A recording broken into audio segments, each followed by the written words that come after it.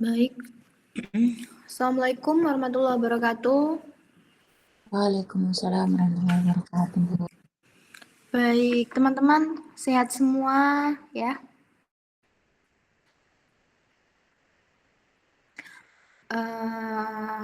Sebelumnya saya mau ucapkan minal aidin wal faizin ya. Mungkin sedikit telat ya. Tetapi semoga permintaan maaf saya diterima oleh teman-teman semua ya.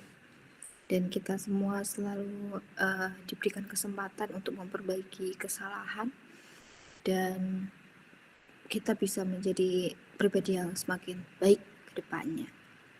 Oke. Jadi ini saya di kampus teman-teman ya. Pada dasarnya sebenarnya saya bisa mengajar online maupun offline ya karena saya standby di kampus. Hanya saja baru tadi pagi itu ada informasi kalau setiap hari Jumat itu hampir semua itu diminta untuk work from home gitu. Karena ada beberapa problem ya, terutama di lingkup Kementerian Agama ya, karena kita di Kementerian Agama terkait penggunaan listrik ya, karena penggunaan listrik itu semakin lama semakin tidak terkendali begitu. Dan ini adalah situasi di mana kita semua tidak menginginkan ya, kondisi kita itu sudah mengarah pada krisis energi ya. Kita ketergantungan pada minyak mentah, sementara kalau ada masalah sedikit perang gitu ya, harga minyak mentah kita itu melambung sangat tinggi dan terlalu tinggi gitu. Kemudian pusat energi lain ya, kita juga belum bisa mengoptimalkan ya. Jadi ini sebenarnya tugas kita semua, bagaimana agar kita bisa mengoptimalisasi sumber energi yang ada di sekitar kita gitu. Nah, untuk minggu depan saya sih pengennya kita di kelas ya, di kelas begitu, tetapi sekali lagi saya mau ke teman-teman aja bagaimana yang teman-teman inginkan gitu. Jadi apa yang teman-teman inginkan itu adalah pilihan dan bukan pilihan enaknya aja gitu loh. Saya pengennya gitu karena teman-teman sudah dewasa, saya rasa jadi pilihan untuk seperti apa model kuliahnya itu saya hanya mengarahkan, tapi keputusannya ada pada teman-teman seperti apa. Jadi misalkan teman-teman mau online, ya itu adalah pilihan sadar teman-teman dan konsekuensinya dan proses pembelajarannya ya sama-sama serius. Begitu pula kalau teman-teman mau kuliah di kelas gitu ya, itu tidak setengah hati ya. Jadi semuanya harus berdasarkan pilihan sadar, sekali lagi seperti itu. Oke, kita akan lanjutkan langsung aja ya. Kita akan lanjutkan materi hari ini. Saya akan menyampaikan materi khususnya yang terkait dengan kesehatan bank ya.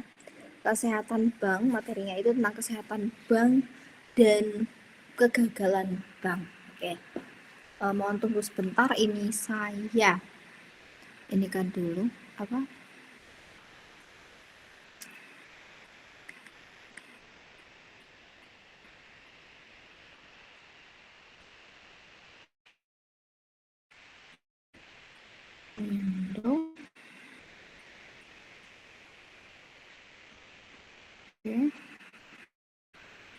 Oke, sudah kelihatan ya.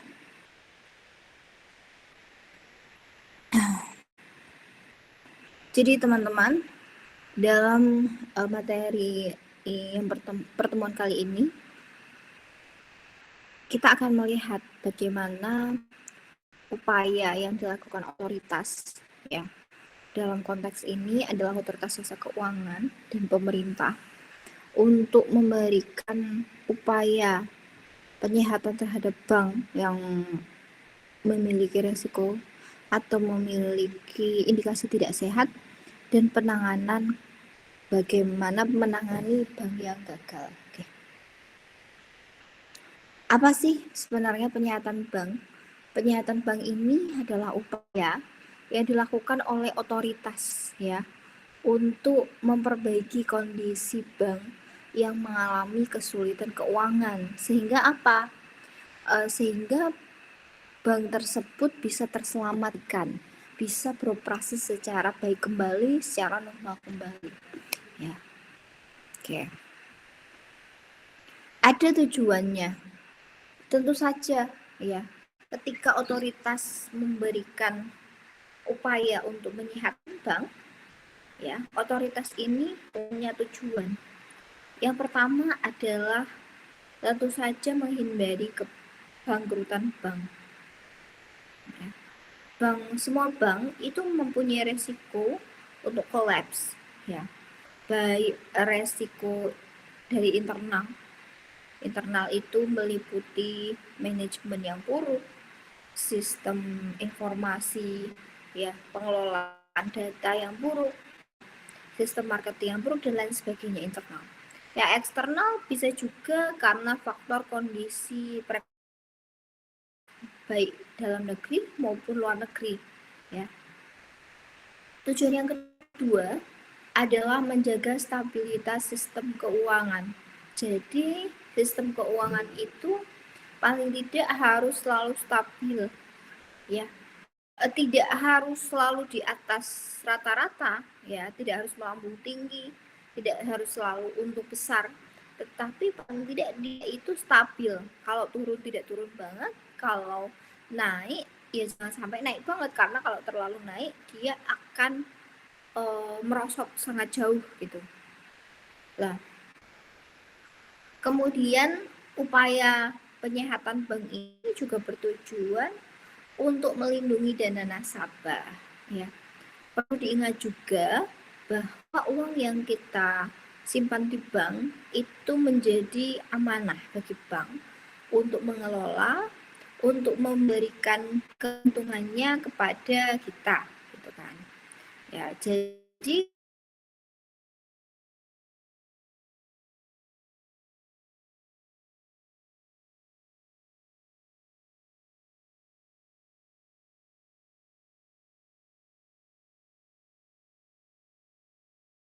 masyarakat perlu teman-teman tahu bahwa bank yang tidak sehat itu biasanya akan cepat sekali tercium baunya, ya, sehingga masyarakat ini biasanya kalau ada bank dengan indikasi tidak sehat di awal, bank ini akan berbondong-bondong.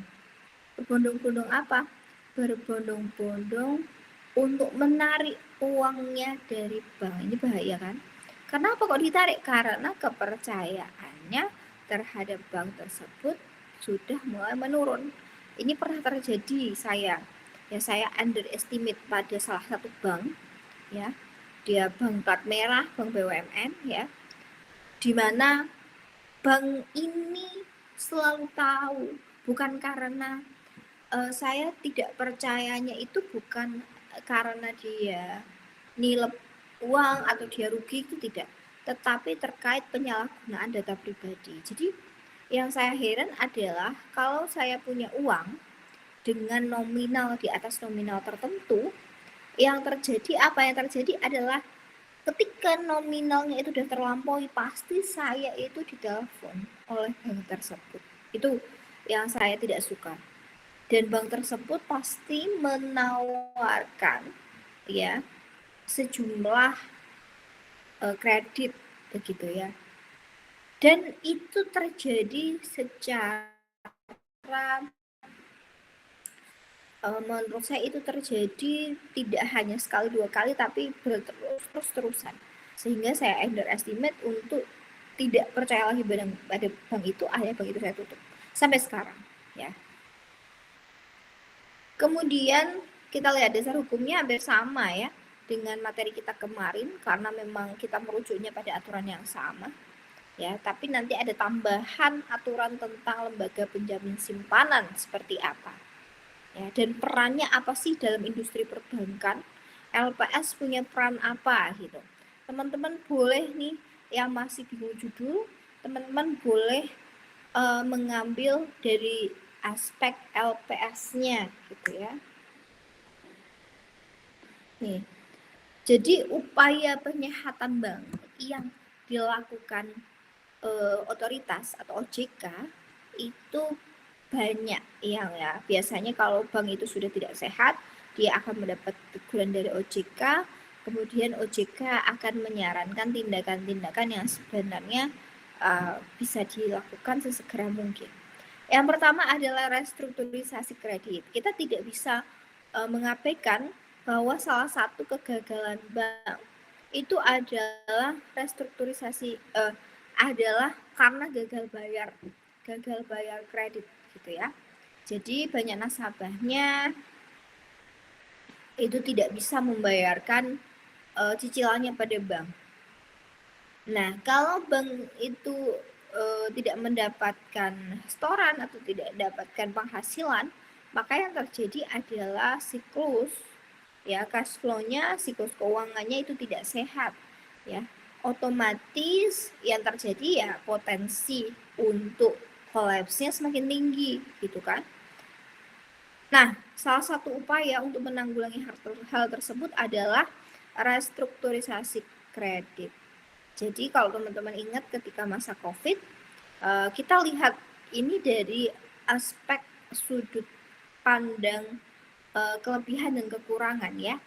Kalau kita lihat dari aspek kelebihannya, restrukturisasi kredit, ini kan orang yang sudah punya hutang, misalkan ketika zaman COVID itu, 1 bulan itu harus misalkan dia harus membayarkan cicilan 1 juta ya, dengan jangka waktu 5 tahun misalkan.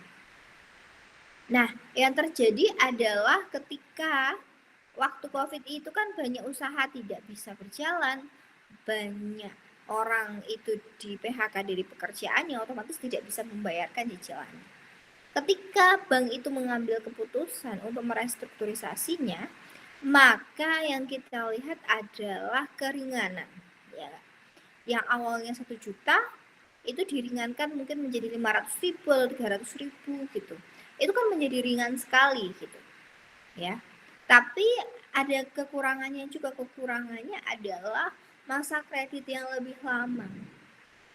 Masa kredit yang lebih lama yang awalnya 5 tahun sudah lunas, tiba-tiba bisa menjadi 10 tahun. Ini tidak hanya persoalan waktu ya teman-teman, tapi juga persoalan bunga. Yang awalnya bunganya itu hanya 30% misalkan, karena jangka waktunya itu panjang, otomatis bunga yang dibayarkan juga naik ya. Tidak naik, misalkan tetap sama tuh, tetapi kan waktunya lama, otomatis bunga yang dibayarkan itu juga semakin besar gitu. Itu adalah negatifnya yang juga perlu teman-teman pahami ketika mengambil keputusan untuk restrukturisasi. Nah, sedikit cerita ya teman-teman.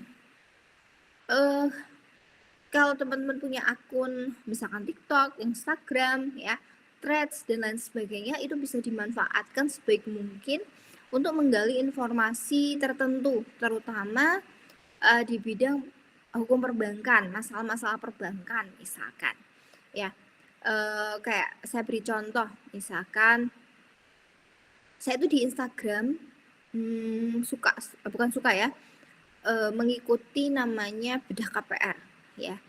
Itu adalah akun edukasi tentang KPR ya, juga ada tentang marketingnya, tapi yang saya lihat adalah dari aspek hukumnya.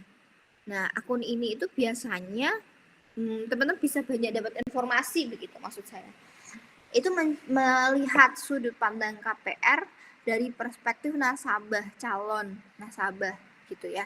Tidak hanya, biasanya kan kita tahu produk KPR itu melalui perspektifnya bank dengan bahasa yang agak sulit pahami, bahasa-bahasa ekonomi yang kita kadang nggak paham, pokoknya taunya kita kredit aja, tiap bulan gajinya dipotong aja gitu kan. Tetapi dengan mempelajari dengan pengalaman pribadi, mempelajari sendiri gitu ya, teman-teman bisa mendapatkan insight baru, pengalaman baru yang mana itu akan mudah dipahami dengan bahasa kita sehari-hari. Ya misalkan saja ya, ketika kita di sini belajar penyihatan bank, saya jadi mengerti kenapa ada bank yang potensi gagal bayarnya itu, bukan gagal bayar, potensi kolapsnya itu lebih tinggi dibanding bank lain ya. Salah satu penyebabnya itu bisa jadi karena manajemen bank itu pertama ya. Misalkan ada orang mau KPR ya, teman-teman harus menyadari ketika memutuskan untuk kredit, baik kredit usaha, baik kredit rumah dan lain sebagainya, yang perlu disadari pertama adalah kemampuan finansial teman-teman ya.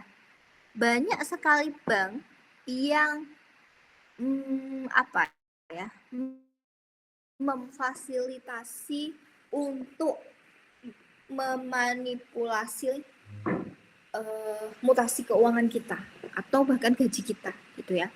Jadi yang banyak terjadi di case-case KPR rumah itu adalah orang yang dengan gajinya, misalkan PNS gajinya 5 juta, yang dengan kemampuannya itu seharusnya hanya bisa mencicil 2 juta setiap bulan gitu ya. Kemudian oleh oknum-oknum bank yang kurang baik itu dimanipulasi, misalkan gajinya jadi 10 juta misalkan. Oke, kita tidak mungkin hanya melihat itu sebagai bentuk bahwa oh itu bank membantu kita agar usaha agar permohonan kreditnya disetujui. Tetapi kalau kita lihat dari sudut pandang orang awam, iya, kita harus betul-betul bedah satu persatu bahwa ya biasanya untuk